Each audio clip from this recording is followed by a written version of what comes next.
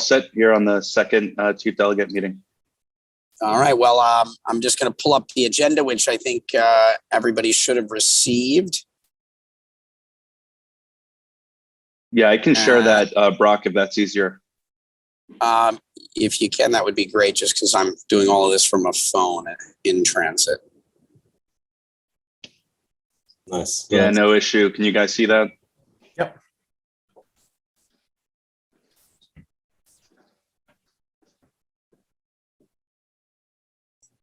So idea here to kick off the meeting is just 2 minutes each in terms of an update.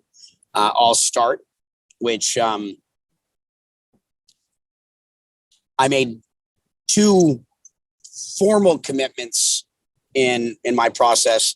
One was to crowdsource through some members of the community ways in which the token grant that I'm receiving as a chief delegate could be used to identify innovative models that hopefully improve the efficacy of what Eden on EOS is here to do, as well as to engage with the bees community. Those meetings, I believe, are scheduled for later today or tomorrow. So in terms of those commitments, I'm up to speed. And I'm really just focused on what is the role as putting together this agenda. You know, I'm asking, what is Eden for? What is what is our role? I know what the mission statement says, and how do we how during our 3-month tenure do we leave this organization better than we found it, hopefully substantially better than we found it, and on a path to making material impact in the ecosystem. That's my update. I'm happy to jump in next. But just to say, Brock, I think what you just described, what Eden is, you know, that kind of journey of investigation, that to me is probably the most important issue that we have to define as a group of chief delegates. So I think that should be our #1 focus, and I'm totally behind you on that. In terms of my update, so I've done a couple of interviews. I just finished one now with Patrick for Nova Crypto on Eden. But generally, my work has been around figuring out what Eden's going to be. So I've spent a lot of time reading, making notes, and also just like ruminating, having a lot of time to kind of think through what the potentials could be, how we can make it work, and what value add we can bring. So that's my focus at the moment, just trying to solve in my own head that problem.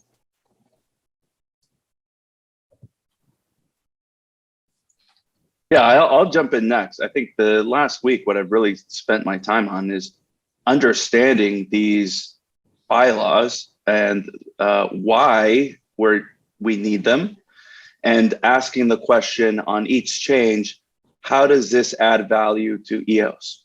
How does this add either attractiveness to investors, attractiveness to developers, and attractiveness to entrepreneurs that want to build on EOS, right? Asking the question, why are we doing this? Why are we making these changes?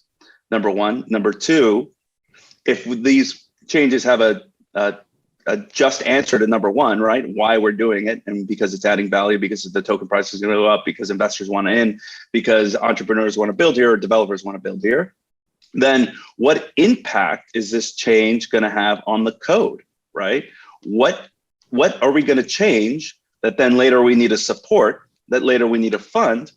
And the unknown unknowns of, if we change the code, well, you're going to produce bugs in the UI now. And what I'm very concerned on is that we have software that works, and if we want to change it, then we don't have software that works, right?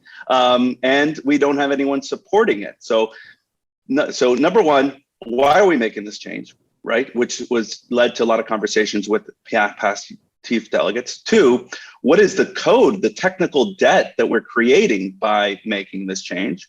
And then 3, what is the cost of that, right? And who are we going to hire? And I spent a lot of time looking at this Miro board and kind of going through, and it seems to me like there was a lot of discussion of why we need this change, or why we want to include it in this new proposal.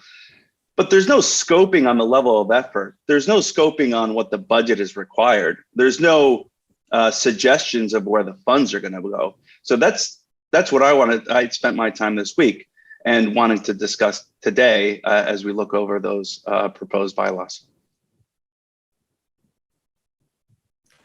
I'll go next. I thought, again, all the thinking is aligned there.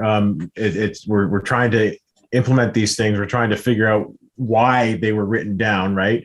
For those of us who have watched the meetings, we kind of understand the background and the discussions, but it could be a little bit more explicit of the justification for these changes, right? But that's fine because we have the chief delegates to go back and talk to. But my opinion, you're Edgar, you just asked where is the funding coming from for this? What is the scope of the work that needs to be done? The previous chief delegates made a very concerted effort to keep it limited in scope to basically variables that would change instead of a complete overhaul of the code, and I respect that decision. In terms of the funding, I think too many people are viewing Eden as a pool of money that's just distributed to people who get elected, right? The fact is that the ENF is a very busy outfit, and we don't need to go back and forth appealing to them for funding. They've given us funding to get our house in order, right? So at the chief delegate level, we have the mandate, I believe, we have the mandate to implement what we're going to ratify, right? We have the mandate to spend whatever needs to be spent to basically, it's a capital expenditure to improve our system because we're all elected on that, right? When you're obsessing over where is funding going to come from, which one of us is going to use our budget to help this, like none of us, no elected member should be expected to fund bylaw changes. This has to come from Eden Treasury, because even if we did campaign to implement these, like the point is that this group, we're all in it together. If we take something out of Treasury, every delegate has a diminished budget because of that. We've all put in money together to affect these changes, right? Anyway. Over and above that, what I've done this week is I've started speaking locally, and I'm now linked up with a network of people, and we're onboarding, and it's going to get bigger and bigger. And every week I'm going to do a talk, and going to start recording them and share them with everybody. Thank you for the update. Gracie? Okay. This week I will first I read the bylaws, and then I think a lot about it, and then there's one thing I think we discussed about that. It's that I don't think we should the budget for all the delegates should fund the changes of the bylaws, especially the code changes. It's like our budget is not really enough for funding. For now, it's like this time the changes like because I read the code. I'm not a dev, but because I'm a PM, I can read the code. And then the code is actually really complicated. If this time we want to change something that not as this time, because this time it's just like change sometimes or something that's easy. If next time it's a big change, all the budgets we have, it's not enough for the funding of the debt, I think, for my opinion. So I don't think the budget should come from the delegates. The delegates' budget should go to what we promise on the election. It's for what we think should make EDM and EOS better. And then I think the bylaw, I feel like we might consider the bylaw no need to ratify it as a whole document.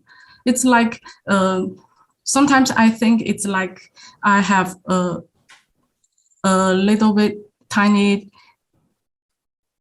changes that I'm not really agreed about that, and then but I'm consider the consequences. Like if I vote no, and then maybe all the bylaw cannot everything all the changes in this bylaw cannot cannot work on this turn, and then something maybe we think it's really good, it's really need to change, and then we cannot do on that because there is something I'm not really agree. So I feel like that it's give us some unnecessary pressure on voting no, or just like showing our opinions like that. And then in this week, I do some AMA to Chinese community, and then because I want to figure out that what benefit can I bring to EDM, and then what really what's my role in all these things. And then I do some we do some AMA to Chinese community, and then like introduce EDM and EDAO in China, and then EVM, like things like that. And then I will talk more to Chinese community, and then see how can we just the East and the West community can really work together. Because like now we are, I read something that in the EDAM members group in Telegram that we thought like these two community are think about the same thing, and then some teams are really already doing on the same thing. I think just like we can figure out a way to let us more work together efficiently like that. Thank you. Okay, well, thank you everyone for your updates. I think we're mostly on time. The next topic that we left during our prior meeting was the ratifying of the bylaws as left by the prior group of chief delegates. We chose to give ourselves a moment to ponder this further before ratifying it, prior to putting that to a vote. Now that we've had an additional week, are there still any concerns within the group, or anything that anyone wants to voice? My view, having thought about this, is I think we ratify it, and then I think we spend the next 2.5 months or so, 2 months, figuring out what changes we would like to see made to the bylaws to hand over to the group that comes in following us. I think that we continue with this experiment of passing the baton. But I think that my view is that we accept it, as it is. And over the next 2 months, we, continue to take what is bones, the skeletons of an organization, and we put the muscles on it. And I view that as kind of what this is. The ligaments maybe is what they're giving us. We start putting in the muscles, and all of that with an understanding of where do we think this organization is going? What is its purpose? What is its intent? And making sure that we've, strengthened the skeleton of this organization in such a way that it can perform well and win the Olympics in whatever sport we're attempting to play in here as delegates. So that's kind of how I see things right now. And I guess I'll open that up to any other comments or questions before we potentially move into voting and ratifying the prior bylaws.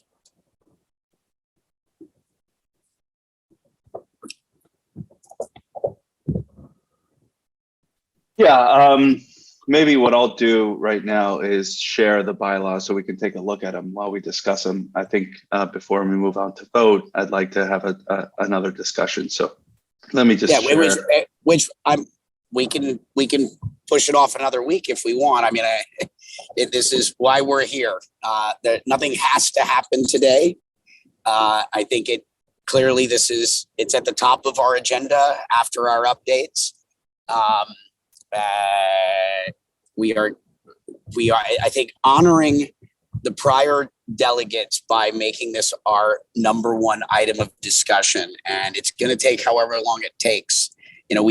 in theory, are fiduciaries, and we have a responsibility to have thought all of these things through. Edgar, if you want, do we want to go through this again line by line? I think we did that last time. And yeah, I don't think we do. I don't think we do. We did that. I have a few kind of comments. And also keeping in mind that we're setting a precedent here, right? When bylaws are proposed that require code changes, that require investment, that require funding, I believe they should also come with a recommendation of how to fund that, or at least an estimate of what that costs. So I don't really necessarily have an issue with any of these ratification changes. What I am concerned about, and I mentioned at the beginning of the call, is, maybe if we just change a variable, how does that affect the UI? What bugs are we creating that now make this not usable, right? Simple as, okay, we're doing this every 3 months. Well, the UI and the code right now is already taking registrations for a 6-month election that's going to happen in October, right? So how is that going to change, right? It might be a simple variable, but it might cause other parts of the system to not work. That's number one. Number two is, okay, well, I checked out the Miro board, and I think the recommendation there is that we reach out to Fractally or the former Clarios team and have them do these code changes, right? One, and I'd like to hear from the committee here, are they open to do that, especially after the fact that they've moved on to Fractally and Eden is not adopting that? Would they be open to us hiring them to make code changes based on these things? Hopefully.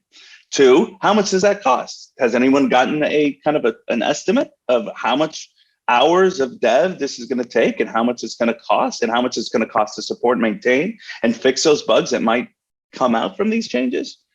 Again, so I don't have answers to those questions. And finally, checking out the Miro board, it's recommended that from the chief that we go to the ENF to ask for additional funding to execute these technical changes. And that we should create a future account that is then funded just for these devs, right? Which is another kind of code change. And all of that is setting a precedent of sort of a prior administration or something saying, hey, we're going to build this bridge. You guys figure out how to fund it, how to execute it, and where to get the money. But you need to make sure that that's, that's clear, right? Okay, bye, and I'm not saying that that's the case here. What I don't want to create is then our ratification changes, then, we're going to cause some more, we want to make, beautify the UI, for whatever, but with no scope, no estimated budget, no vendor approved, no funding approved. So, we're just going to pass that can to that next person and be like, you figure out how to pay for it, right? Because it's not coming out of my allocation, right? So those are the concerns that I have. I don't necessarily have concerns with the changes that are being recommended here. I'm looking at the consequences and the unforeseen consequences of these changes, and possibly the precedent that's set of previous CDs creating now a liability without a funding strategy for the next. And saying, well, you should just pay it out of your head chief delegate, right? My allocation that's going to be, or from one of ours, right? At the end, it's the agent treasury. Fine, but do we even know how much that costs? Is that enough? Is that enough to support it, to maintain it? And if it doesn't break, we don't even know that answer, right? So it's saying, hey, you can pay for it. Great. I don't even know what the bill is. So I have We've no all idea. committed to it. It could wipe us all out, right? Well, exactly. Everybody else with all their other projects have no funding left because we all used it for the previous implementation of Ratified. So I'm thinking, I don't want to delay this further. Michael, I'd like to hear your opinion on this, because you were very adamant about moving quickly and ratifying this as kind of a campaign promise or a commitment to the community. Love to hear that, your point of view on this. But I don't know if we can necessarily set a timetable of when this is going to be implemented, right? It can be ratified, but then we're going to have to. So I'm thinking I will vote for these changes. I might not vote to fund it until I understand how much it's going to cost and who's going to do it, right? Yeah, Those are my thoughts. that's the an excellent point. You got me laughing here. And so to ratify it and to implement it may be two separate things, right? It's one thing to approve the changes, another is budget, timeline, development. But Michael, yeah, let's hear from you. I mean, Edgar, that was a really impassioned and very good point you made there. So I guess it's twofold, right? At the end of 1945 in the UK after the Second World War, the incoming Labour government created what was called the welfare system and the national health system. And they had absolutely no idea how they were going to pay for it. But they knew that it was a moral imperative that we did it. So they did it. They found a way for it to happen. It's not to say that they decided to do it, wait for the next government to implement it. They did it themselves. So I think there's two elements here. There's the kind of the ideal or the principle of the action. And then there's the pragmatism, right? Can we actually do this or not? And I think when those two elements clash, that can be quite problematic, because if we vote to do something, but then we can't afford to do it, that's pretty bad. So yeah, I'm not too sure, to be honest. I had a pretty clear idea of what I was going to say, but Edgar, you've flabbergasted me a little bit. So I think I want to hear from Chuck while I think about this a little bit more, or Gracie. One other thing I think that after this, we're moving on to roles of secretary, treasurer, et cetera. It sounds like we may need to create a new role, which probably our governments need as well, which is, whatever that sort of CTO role is, who's the person that's taking on that responsibility, because that's probably the person that needs to speak to from this group. Timeline, budget, et cetera. But we may need to create another role that is not like chair of compensation committee. We probably need someone that takes on that responsibility during this term. Anyway, please, Chuck. Yeah, like I totally agree that there's no rush to ratify before a full discussion of it, because part of the ratification process is the discussion of the implementation, right? We can't responsibly ratify something that we can't responsibly implement, right? I totally agree with Edgar when he says, we've been given this bridge to build with just an idea, like build that bridge from there to there, go to it. And one of the principles of Eden from its inception was the concept that no government would be able to pass on responsibilities to the next government. No government would be able to create a persistent liability, for example, that the next one would have to abide by. And this process of changing the bylaws is probably the only instance where this is acceptable, right?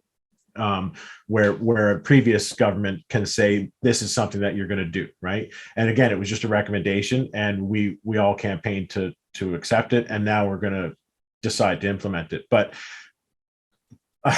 it's going to take finding out all the dependencies, and there's going to be test net time, right? Like we have to find people to test this. We have to implement this alongside the existing system, and then get people to come in and work out all the bugs. And do we implement one variable at a time? Do we implement the whole package all at once? Like, all those things are going to take time. And yeah, sure, it'll be possible to iron out all the bugs, but again, we don't know what the cost is on that. And just as Brock just said, a CTO is a position, like, it's probably a really relevant thing to have in our position, because we need somebody who can objectively tell us what stuff is going to cost. And we have so many capable developers in Eden. It may be worthwhile to have roundtable with the developers in our community who care about this and ask them their opinion on how to do this. And that includes the Clarion guys, right? Because they're members, right? Most of them are, and they all care deeply about this, right? They would come in here and help us to focus our efforts. I'm positive of it, right? But it means us establishing a committee in any executive board. The executive's responsibility and the president's responsibility is to establish committees, right? So we need to have standing committees that are going to overlap time periods, right? Election periods. And I think a technical committee is probably the first one that we need to establish. Gracie? Yeah, I think like if we ratify this bylaw means we need to make sure all the things can be done. We have the responsibility of all this. So that's my main concern of that. Even there is some people, they are willing to do this, do the code change or something. I'm not so sure in this period they can make it all the things done. And then that will make another problem. It's like if now we agree of all the bylaws and then they are already started doing these things, but for the next election, if they're not done yet, that will make the bylaw, it's not really make sense, because it's like the bylaw says 3 months, but maybe we cannot change that, or maybe we change that but it have some problems. That will make the bylaw, it's not fit the thing we are really doing. So that's my main concern. I just thought of a bit of a crazy idea, so forgive me. It wasn't pre-planned. There would be a situation, I think, where we could reject the bylaws, place new bylaws, but effectively carry out the actions, do the assessments, but then we could call an emergency election within the 12-week period through 2/3 of all delegates plus one, I believe, if that's right. So we could still adhere to the 12-week election limit, but then make the changes that we need, or make the right assessments that we need to figure out how much this is going to cost, who's potentially going to do it, and if it's worth doing.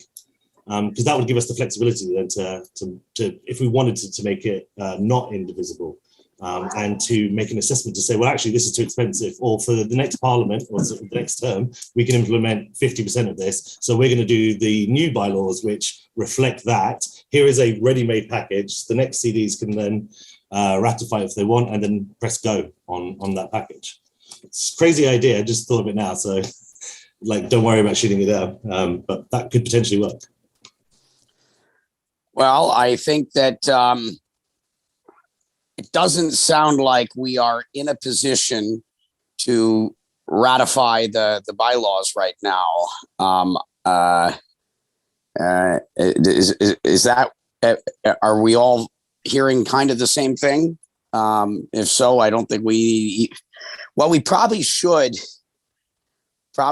try and put a motion forward and at least getting a vote on record, or we can wait another week so that none of us have to go on record, since there's still a lot of open questions. How do we feel, and how do we want to handle this in terms of what are we doing right now? Do we kick the can another week?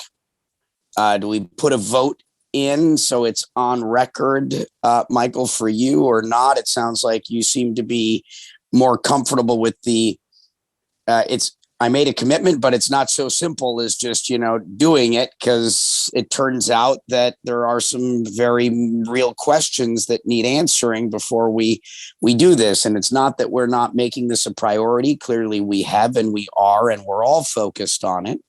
But we're having to do the heavy, we're being responsible and actually thinking through things that hopefully the prior delegates did. But if not, we're doing that work for them as well, and figuring out how this actually gets implemented and funded. On that note, one of the things that I think has occurred here which we discussed last week, is the continuity of committees and board and knowledge transfer. You can't just have, oh, one group's out, new group's in, and then, there's certain things from the legacy, from the past, that work well, and they were designed thoughtfully. If it's not broken, don't fix it. This process of what we're doing is rebuilding some of those things. But one idea that I had, and Chris Barnes has agreed, and that this is in our next agenda item, is Chris Barnes is willing to be our secretary. If we want to, he's volunteered it. I'm going to nominate him if we all want to accept that. Then at least our secretary was a prior chief delegate and can be here to take notes for us and answer questions if we need from the prior group while we're in these meetings. I'm trying to find solutions to, issues as they've been raised. But anyway, I guess real quickly, are we ready to vote, or do we want to push this out another week and come back to this issue to stay on schedule? I was just going to say that, obviously I was quite vocal last time. I think the outcome of the 12-week election is critical to me. So it can't be more than 12 weeks. But if there's another way to do that, if we can have the outcome the same as what we pledged, then the process of how we got there is not particularly overly important to me. So I would probably err on the caution of maybe not voting today. Because I think if we did vote, I'd probably vote to ratify. But that wouldn't really help the situation that we're in, because I think Edgar made some really, really good points. So on that note, I think that, Michael, you taking that position is enough for all of us to understand we don't need to vote today unless someone objects, raise that. I think one of the things that then we want to cover between now and next week is the addressing the issue of term. Yeah. And in the addressing of that term, we may want to also talk about staggering elections, and where you have staggered elections. I don't need to explain that. I think that's understood. So I think we're good. If anyone wants us to do otherwise, they can make a motion. Otherwise, we're moving in. Yeah. I would actually present a different approach. I gave my concerns, but it doesn't necessarily mean that I wasn't ready to vote and to actually ratify these. And part of the reason why is because nothing in these bylaws indicate a time of execution. And Brock, as you mentioned, you can ratify something and still have time to execute it. Part of the reason why I would actually move to vote and ratify these is because it would put pressure on us to actually figure this out and figure how much it costs, what the funding is, and actually implement those changes. Now, we've got 3 months to do it, right? What I'm concerned about is that we don't ratify. We kind of, Michael, to your point, try and in reality, right, in practice, maybe not in formality, implement these changes, figure that out. But we're really not on the hook for them, right? And things change, other priorities can change. And one of the things that I do like about this process is it's not that the prior CDs ratified this and then are leaving us with the liability. We are the ones ratifying this and creating the liability, right? And if we wanted to push that back, we'd be doing the same. So Michael, to your point, it's not like we approved the universal health care and then we let everybody else fund it. We are the ones approving this, right? We are the ones ratifying this. However, there's no timeline on that. I just read through it again. It doesn't say that we have to implement these bylaws before the next election. Please, if someone reads that or interprets that differently, let me know.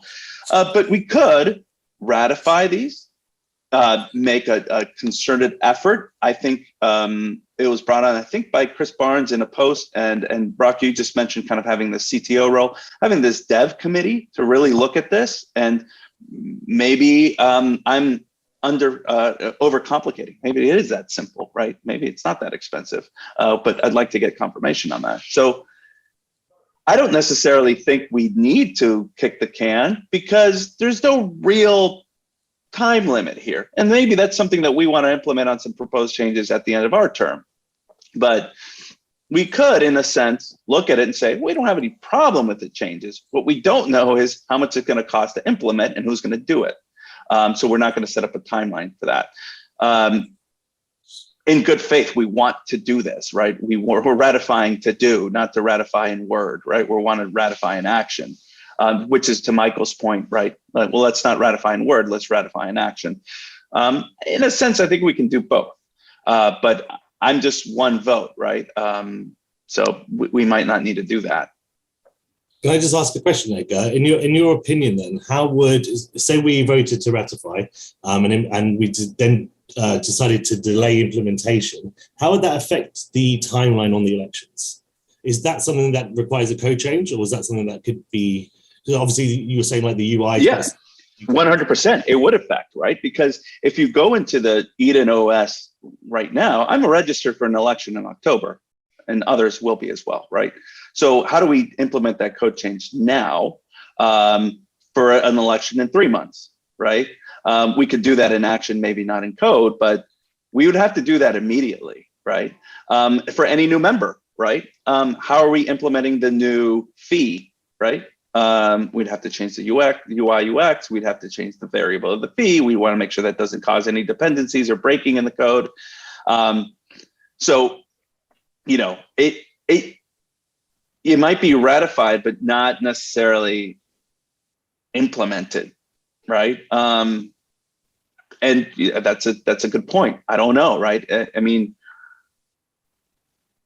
I think what I don't want to do, here's what I don't want to do. I don't want to approve something that I don't know how much it costs. So I'd like to talk to devs about that. And I'm gonna make and two, I don't want to go to the ENF and ask for more money to do this. I actually do not. I did not run on doing that. That's not something I committed to doing.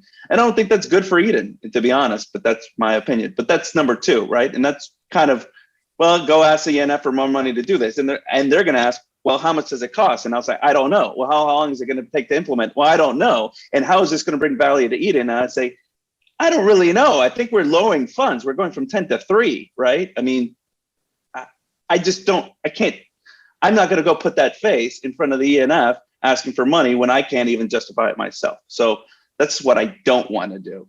But Brock, go ahead. I think let's move our attempt to ratify this to next week. That allows us to hopefully get some answers to some of these questions, and hopefully we're at a point where we're comfortable making the next step. And I second your view. We're going to want a lot more money from the ENF.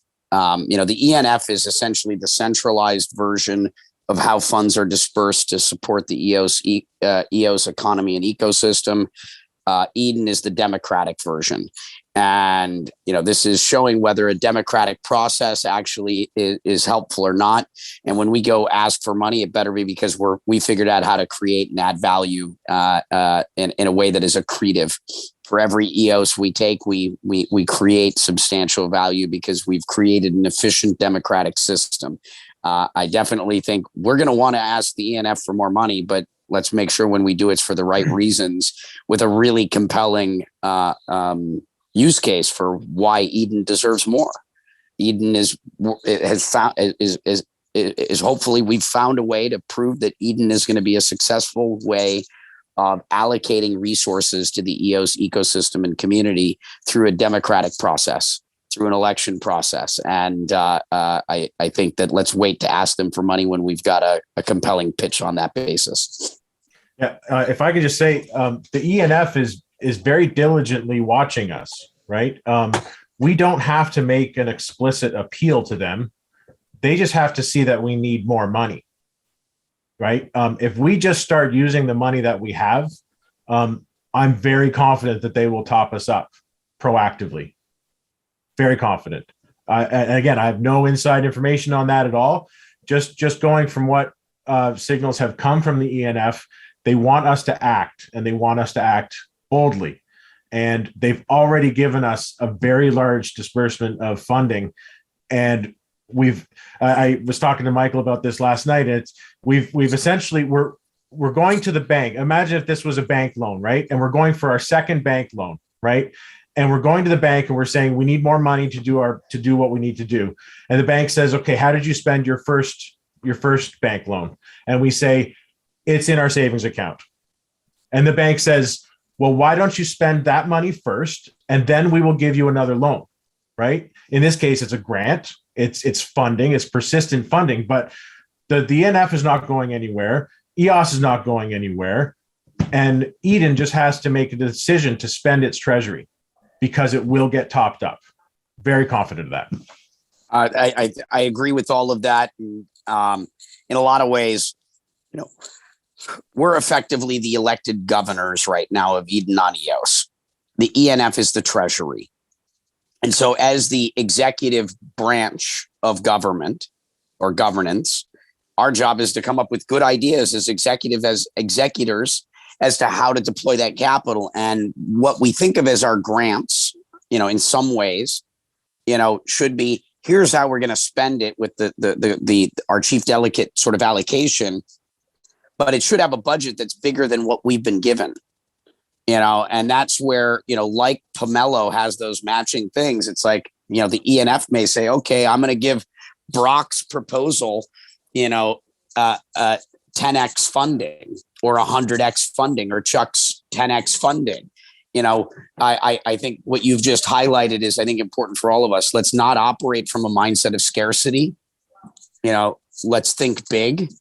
Let's not operate from a place of fear and having to keep things open. Like EOS, Eden, the ENF, what we need collectively is big, bold, you know, events. And, you know, that's hopefully what we come out of here is we weren't, you know, the group of chief delegates that were here for 3 months, and we did a good job, you know, modifying those bylaws, and, you know, and that was our big accomplishment. We did a little bit of refining of, you know, the mission statement. No, hopefully we come up with, you know, we do something big and bold that makes Eden, you know, an institution for the long term and changes the system of governance, not just for this blockchain, but, you know, governance for our collective future, because we made the future favors the bold, fortune favors the bold. We did something big and bold. Thank you for highlighting that, because I think it's important for all of us. It's easy to get caught in the little stuff and become penny wise and pound foolish. Do we want, so we're going to push this off for a week. Let's move back to the agenda and cover a couple of items. I started with the nomination of secretary.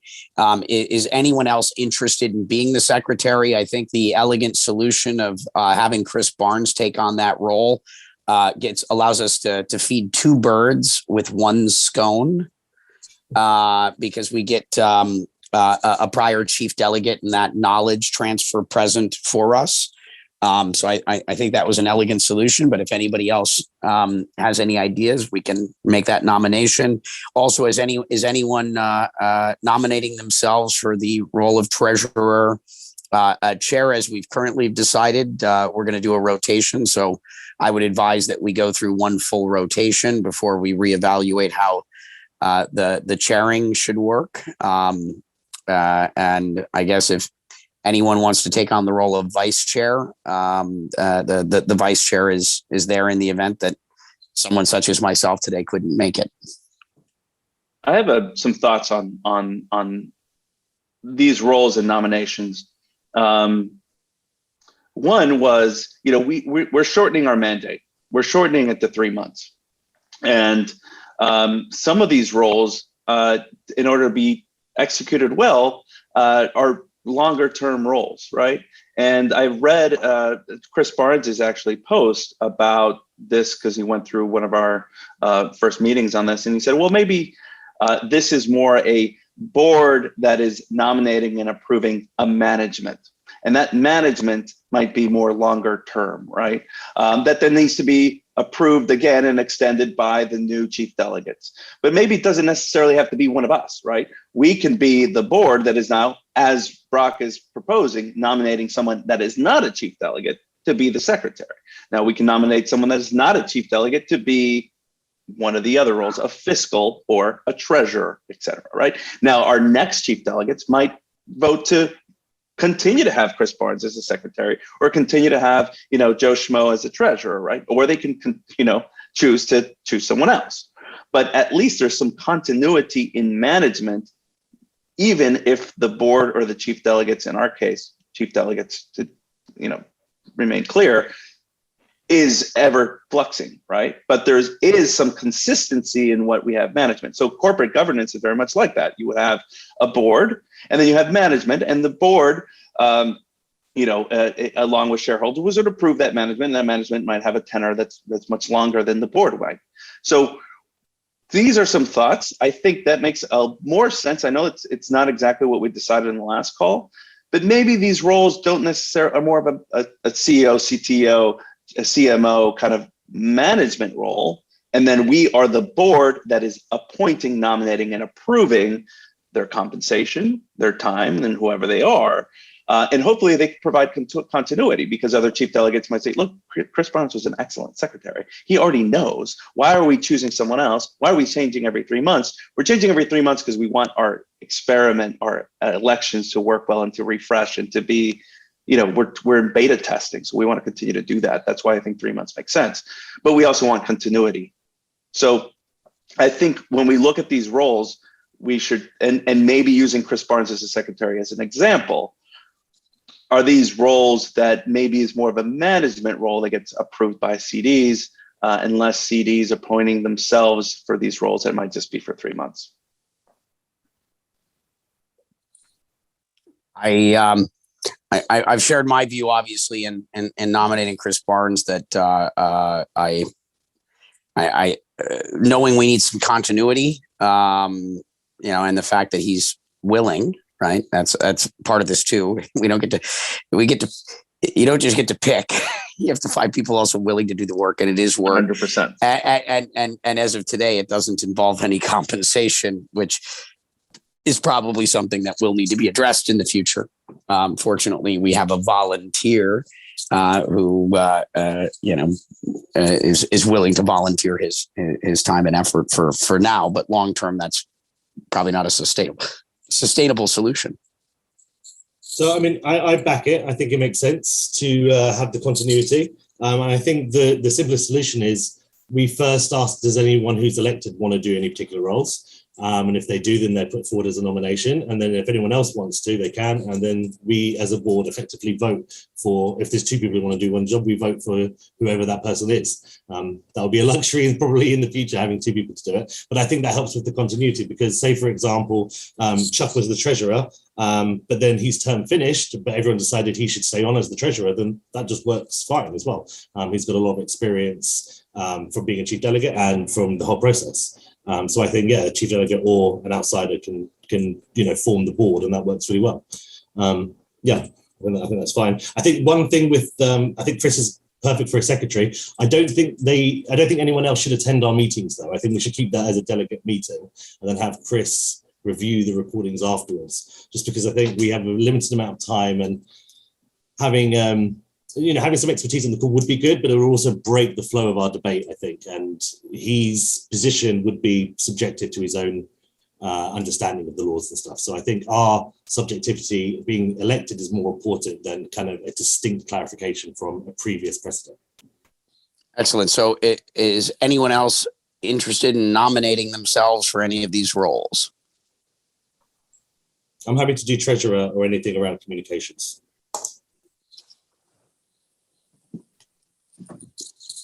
I would second you, Michael, for that. All right. Well, it sounds happy like happy to have Chris as secretary. All right. So it sounds like Michael, we're going to be nominating you for treasurer, and we'll call you press secretary or comms, whatever, asterisks there, and Chris Barnes for secretary, unless anyone else wants to raise their hands. If not, let's put forward a motion. We've heard a second. I guess all in favor. Yes. In favor. Okay, so it sounds like Grace, did you? Yeah. Gracie, did you? did you vote? Yeah, she did. She raised it. Okay, so got it. I guess that's been approved unanimously. Excellent. So just to confirm, then Chris Barnes is going to be a secretary and reviewing these posts. And I think just to add, if we need something, some clarification in live, I think we can also, I don't want to say like summon, but ask him to attend if we need to do so. Yeah. So what we approved is that the secretary's role is to review these meetings and to summarize effectively the meeting highlights or notes. And so that's done. We've only got 7 minutes left. So let's quickly run through. I think we've covered a number of these items, proposing new bylaws. I don't think we need to do that today, but I think that's one of our missions as chief delegates is to, really ask ourselves, what is the mission of this organization, which as of today is, supporting EOS and Eden as a tool for supporting EOS. I think that we want to, expand. Well, we need to reconsider all of that or think into that and figure out, how do we sharpen that mechanism to increase its efficacy. I think be bold, think big.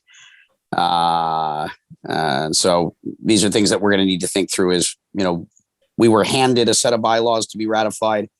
If we want to follow in the footsteps of the last chief delegates, what are we going to hand off to the next group? And I think that should be one of our main focuses here over the next 2 months, 2.5 months. We also have to follow up with, so someone needs to take on the responsibility of trying to understand the cost and implementation and timeline and efforts required to ratify these bylaws or implement them as was discussed. We also need to follow up with Clarion, Fractally, and the EO support team, right, on getting the Eden Genesis active account permissions transferred to the current chief delegates. So I don't know if anyone wants to volunteer for taking on any of these responsibilities. I think that might be the role of the treasurer. Keys with your support, that's fine, no problem. Okay. And Michael, feel free to include me if you want that. I mean, I'm kind of the one asking a lot of these questions of what is the scope, the level of effort, and the cost associated with these changes. So glad for you to take point, but if you want to include me, I'd be happy to participate. Well, I mean, I'm taking point on the key permission keys, not necessarily the implementation of all the code changes. Got it. Might be better for maybe Gracie or you to do because you're experienced in those areas. I mean, I am as well, but I'll be doing other stuff. The other one here that Michael, I think is a good fit for you is the transition to the Eden social media accounts. Sure. We may want to figure out what the appropriate title for that is. Treasurer and, communications. Press secretary. Press secretary is what I threw out there, but yeah. If you can handle that as well.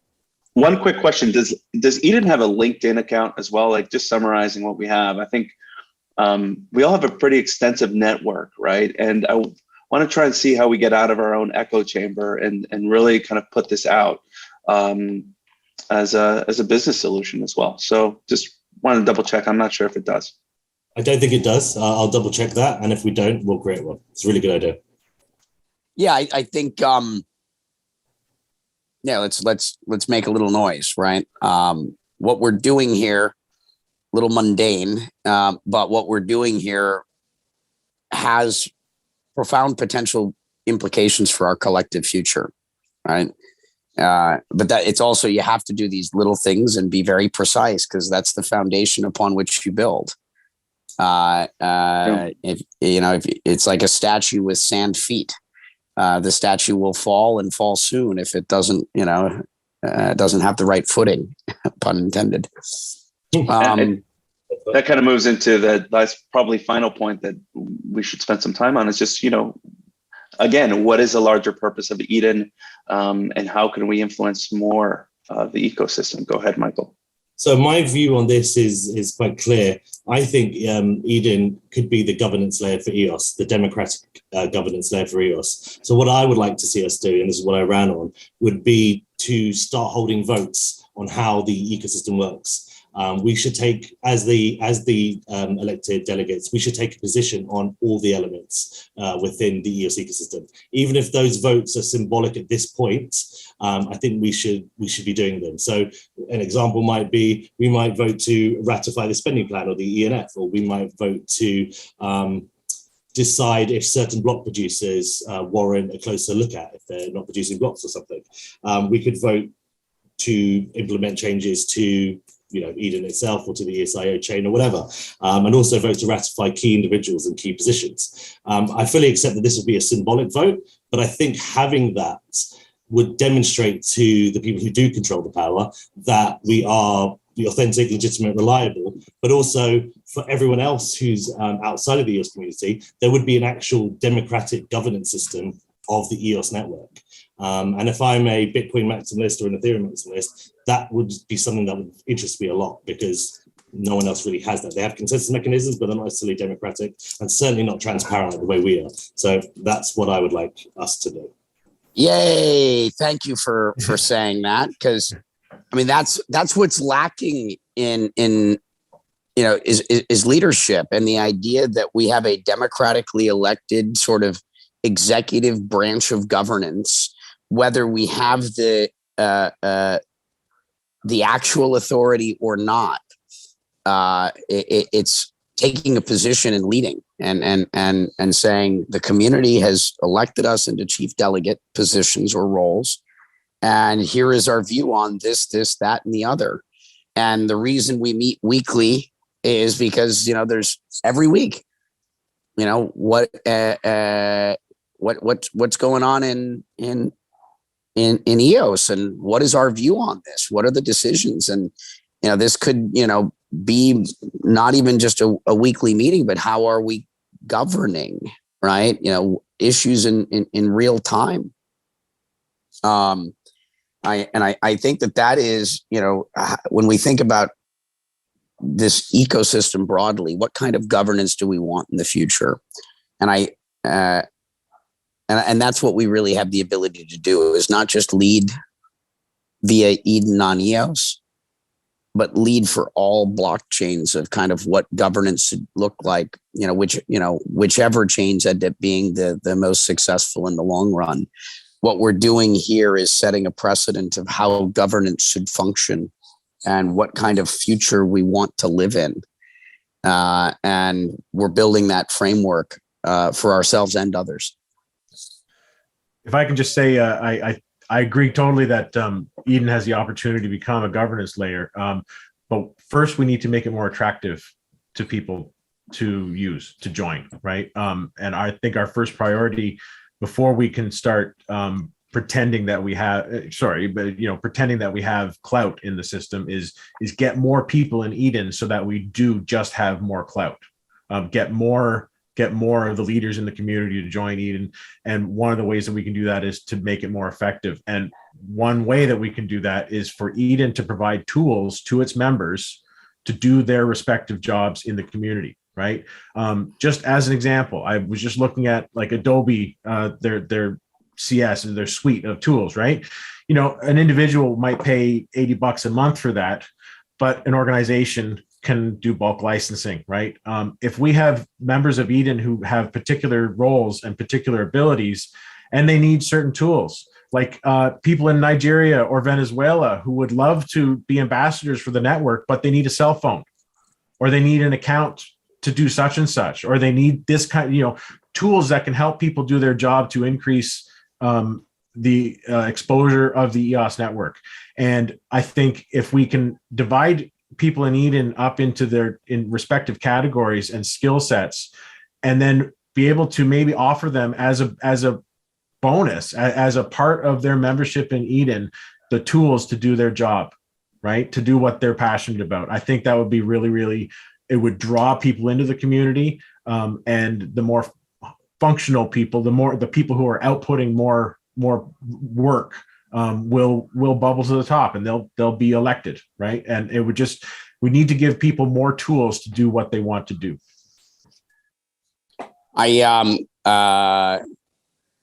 Like all of it, one of the things I'd love to know the data on is the total EOS tokens or proxied tokens that the Eden community represents, as a voting block within the block production side of governance. I think that is an important data point. Are we 10 million EOS, 50 million EOS, 100 million EOS? I think that is when we think about our KPIs and how we measure our success of the influence of the Eden community, that is based upon our existing governance, the metric by which you measure how do we vote as a community, right?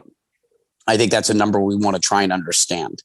And that's a number I think that we want to try and grow, because that is how the EOS governance system currently works, right? You vote in block producers, the block producers appoint the head of the ENF and approve the ENF's funding. The ENF is then funding us. Go ahead. Sorry, Brock. Didn't mean to interrupt. Yeah, no, that was the last of my points. And then I just want to make sure, for the purposes of keeping us on schedule, we'll run 10 minutes over. So we have another 6 minutes for any closing thoughts and any final things that we want to cover today. Yeah, thank you. And I'd say there's a couple points on the agenda that I think we should move to next week. The Eden accounting standard proposal, I'd like to move that to the next meeting. Chuck, I think you are leading that next meeting as a rotating B and then C. So quickly on the thoughts of governance in Eden, right? I want to be very succinct here. Eden is technology that allows you to self-govern. And I think that's going to be increasingly more important. EOS is the first implementation of that self-governing using blockchain technology and using the tech that we have. Inside of that, as Brock eloquently just put, the real consensus is set by the block producers, right? One of the first things is, well, how Eden is going to participate. I would say that we should vote with the Genesis Eden. Right now, Eden does not vote for any block producers. We have 215,000 tokens in the Eden Genesis voting for 0. So we have yet to participate in our governance layer, right? On-chain governance layer. I think we should. Number one. Number two, I also view Eden as you've described as an executive branch, an elected executive branch. Well, there's checks and balances between the elected, the judicial, and the legislative, right? So as much as we have checks on us, right, we should also check others, right? And is it Eden's role to check on the ENF as well, right? Because right now we are saying that we are an elected body, right? But we're actually responding, and our funding is coming from an appointed body by 21 block producers that may or may not be in there because of value they're providing to the network. And I'll leave that to everyone's judgment. But so is it Eden's also responsibility to provide checks on the ENF as well, and to make sure that they are participating in the governance layer in the way that the governing members want them to? So I'll leave that as open-ended questions we can discuss later. But I think those are important as well. Gracie, I want to leave you some time as well. I know that you should probably have some thoughts. I will make it very short.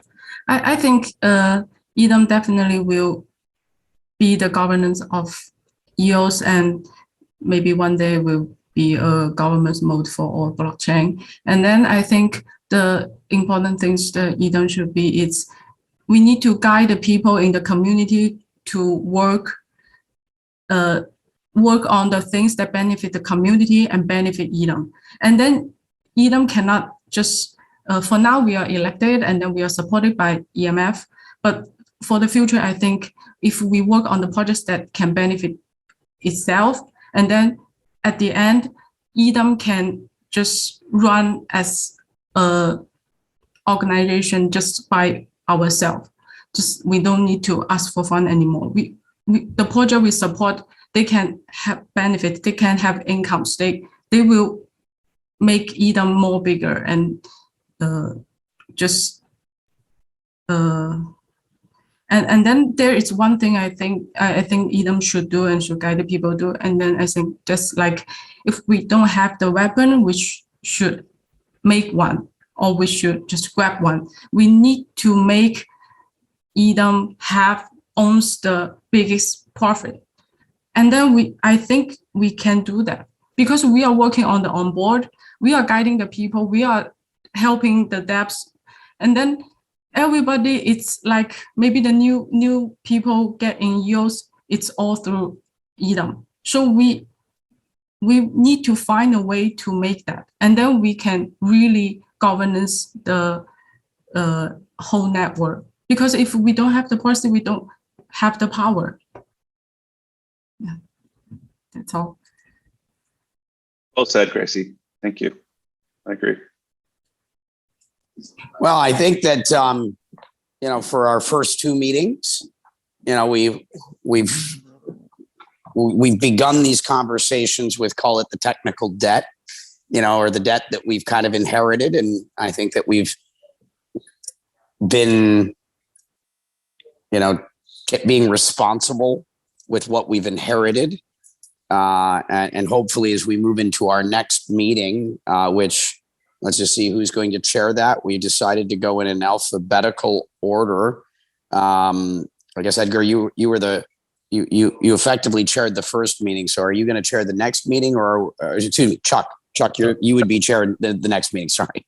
The alphabet A, B, C, duh.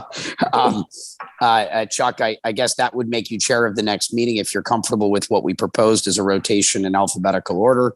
Just so that that, with a week's notice.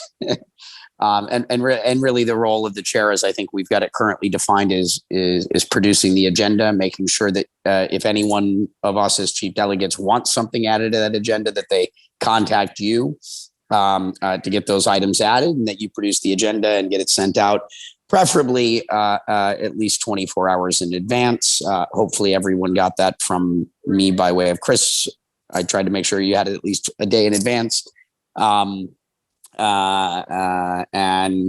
then to lead the meeting and try to keep us on time in a pleasant way.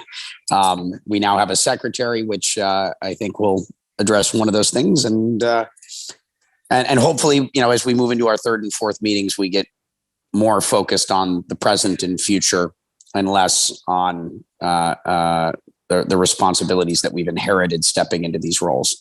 Because those are going to be the things that define us and this group and our term. I just wanted to, Chuck brought something up quite interesting on the chat about a technical committee chair or a working group to be formed. I would start with a technical chair before we put together a committee or a group, in the same way that we have a secretary, a treasurer, and a press secretary. If someone wanted to volunteer for that technical role before we close out, I didn't hear any hands up, but we can someone can step into that role. And I'd say the first objective of that role is to define the role, as well as to determine the cost, scope, and timeline for implementing the bylaws. That would be the two functions of whoever is volunteering or nominating themselves, because I suspect it might be just one person, if any. Yeah, I hope people that view this video and this recording will say, hey, well, you know what, that's something. And if we have someone in mind, that we bring that to nominate. Chuck, you're handling the agenda for next week, so you can put that as a top item, considering you're the one who's bringing it up. Cool, I agree with that. All right, so we're making progress. Good job, chief delegates. We're making this up kind of as we go to some degree. We're going where no one has gone before, and boldly. Let's make sure it's boldly. I'm not feeling we're bold enough yet, but I think that before our term is done, we're gonna our confidence and our bold actions will be seen and felt. So it's an honor to serve with each of you. Grateful for my day as chairman. Hopefully I've served us well. And Chuck, I look forward to attending next week under your chairmanship. Live long and prosper, Brock. Excellent. Thank you very much. See you guys next week. Thanks. All right, thank you. See you next week. Meeting adjourned. Okay.